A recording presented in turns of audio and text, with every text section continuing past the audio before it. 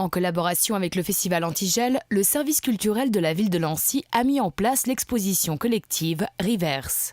Clin d'œil aux arts de la scène spatialement dépaysants pour les habitués de la Villa Bernasconi, grâce au dispositif du plasticien Jérémy Chevalier.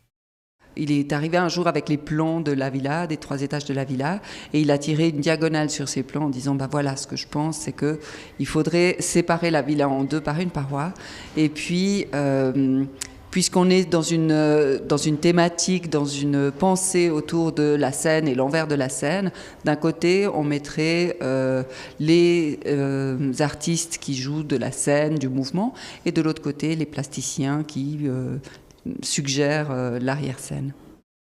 Un jeu de cache-cache scénique qui ne manque pas de surprendre. La plupart des artistes invités connaissent déjà la Villa Bernasconi. C'est le cas de Pierre Vadi, Delphine Reist ou encore Anne Le Trotter. Pour d'autres, c'est une première. Caroline Bergval, par exemple, travaille essentiellement avec sa voix et propose ici une de ses performances rendues installation.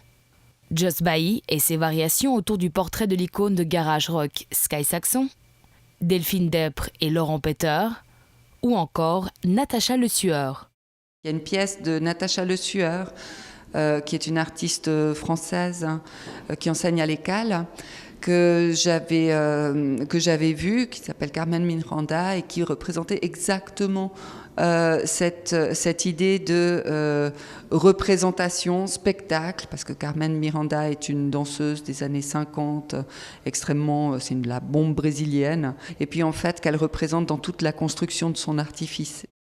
Le pendant performance de l'exposition Rivers a eu lieu dans le hall CFF Pont-Rouge au Grand Central, club éphémère créé à l'occasion de la 5e édition du Festival Antigel.